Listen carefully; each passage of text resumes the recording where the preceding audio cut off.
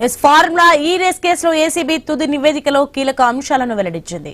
2024 December 19న నమోదైన formula ఈ కేసుపై సెప్టెంబర్ 9న ప్రభుత్వానికి ఏసీబీ నివేదిక సమర్పించింది.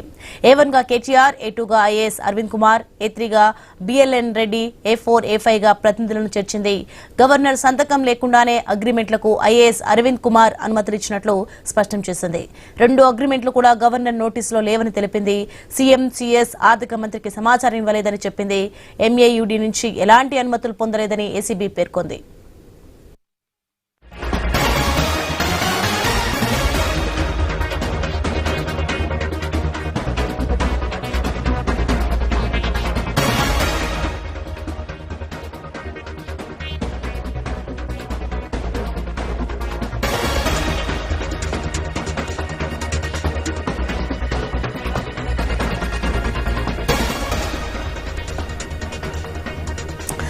ఫార్ములా ఈ రేస్ కేసులో ఏసీబీ తుది నివేదికలో కీలక అంశాలను వెల్లడించింది. 2024 డిసెంబర్ 19న నమోదైన ఫార్ములా ఈ కేసుపై సెప్టెంబర్ 9న ప్రభుత్వానికి ఏసీబీ నివేదిక సమర్పించింది.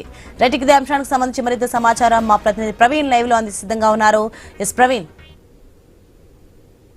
కనుక మొత్తం టోల్ గా ఫార్ములా ఈ రేస్ కేసులోన ఏసీబీ తుది నివేదిక కూడా మొత్తం టోల్ గా కూడా సమర్పించినట్టుగా తెలుస్తుంది. అయితే సెప్టెంబర్ 9న నివేదిక ఏసీబీ అధికారులు పంపించినట్టు తెలుస్తుంది. 2024 డిసెంబర్ 19న నమోదైనటువంటి ఈ కేసు పైన ఆ తుది నివేదికను మొత్తం టోల్ గా కూడా అయితే సమర్పించినట్టు తెలుస్తుంది. A1 గా ఉన్నటువంటి కేటీఆర్, A2 గా ఉన్నటువంటి ఐఏఎస్ అరవింద్ కుమార్, అదేవిధంగా A3 గా ఉన్నటువంటి BLN రెడ్డి, A4, A5 గా FEO ప్రతినిధులను చేర్చి మొత్తం టోల్ గా తుది నివేదికను తయారు చేసింది. తుది నివేదికలోని అంశాలను కూడా చూసుకుంటే హైదరాబాద్ ఫార్ములా ఈ రేస్ ఏదైతే నిర్వహించాలని ప్రభుత్వ పరంగా ఎలాంటి ప్రతిపాదన రాలేదని కూడా తెలుస్తుంది. అదేవిధంగా 2021 నవంబర్లో కొంతమంది ప్రైవేటు వ్యక్తుల మధ్య చర్చ మేరకే ఈ యొక్క వ్యవహారం మొత్తం టోటల్ గా కొనసాగింది అంటూ కూడా ఏసీబీ ఆరోపణ చేస్తుంది. అదేవిధంగా ఈ కేసులో A4 గా చేర్చినటువంటి అంతర్జాతీయ క్రీడల కన్సల్టెంట్ గువ్వాడ కృష్ణారావు దీనికి మొత్తం టోటల్ గా కూడా సూత్రధారి అంటూ కూడా తేల్చేస్తుంది. అదేవిధంగా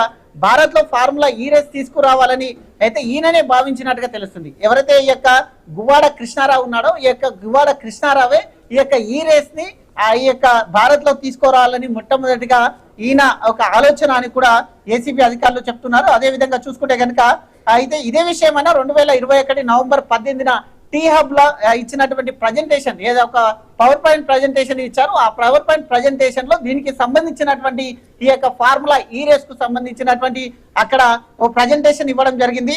అయితే దీంట్లో మొత్తం కూడా గ్రీన్ కో వ్యవస్థాపకుడైనటువంటి చేమల శెట్టి సునీల్ ని కూడా సంప్రదించినట్టుగా కూడా ఈ యొక్క నివేదికలో తెలిపింది. అయితే అదే రోజున కూడా జరిగినటువంటి సమావేశానికి కేటీఆర్ కూడా అక్కడ హాజరైనట్టుగా కూడా ఈ నివేదికలో పేర్కోవడం జరిగింది. దీన్ని బట్టి చూస్తే కనుక ఫార్ములా ఈ కుట్ర ప్రభుత్వం నుండి మొదలైంది కాదని, అయితే ఎవరైతే ప్రైవేటు వ్యక్తులు ఉంటారో ఆ యొక్క ప్రైవేటు వ్యక్తులే ఈ యొక్క మొత్తం టోల్గా కూడా అవన్నీ దానికి పాల్పడినట్టుగా ఈ యొక్క ఏసీబీ అధికారులు అయితే ఇప్పటికే పేర్కొనడం జరిగింది. అదేవిధంగా చూసుకుంటే ఈ యొక్క అంశం లోపల మెయిన్ గా చూసుకుంటే సునీల్ తదితరులతో పాటు ఆ సమావేశం అయినట్టుగా కూడా తెలిపారు.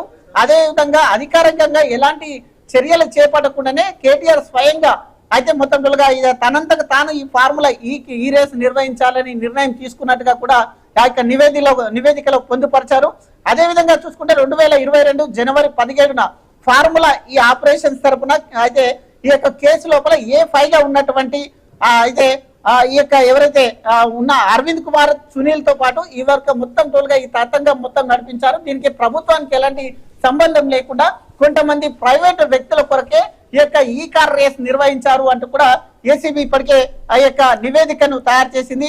ఈ రేస్ నిర్వహణ కోసం సునీల్ అయితే ఓ ప్రైవేట్ లిమిటెడ్ పేరుతో కొత్త సంస్థను ఏర్పాటు చేశారు. ఇతర వివరాలు చూసేందుకు అతనికి బాధ్యతలు కూడా అప్పగించారంటూ కూడా చెప్తూ ఉంది. అదేవిధంగా కృష్ణారావుని ఆ పేరు కూడా దీంట్లో ప్రస్తావన తీసుకుని వచ్చారు ఈ నివేదికలో. మొత్తంగా ఇందుకోసం కృష్ణారావు ఆ సంస్థ నుంచి ఏడాదికి 1.9 కోట్ల మేర వేతనం తీసుకునేందుకు కూడా ఈ యొక్క సంస్థకు మొత్తంగా కూడా అయితే ఒప్పందం కుదుర్చుకున్నట్టుగా కూడా తెలిపింది. కాబట్టి ఈ నివేదికను మొత్తం టోటల్ గా సిద్ధం చేసి అయితే ఇప్పుడు మొత్తంగా ప్రభుత్వానికి ఈ నివేదికను పంపించడానికైతే అయితే ఏసీబీ అధికారులు మొత్తంగా కూడా సర్వత్రం సిద్ధమైందని తెలుస్తుంది.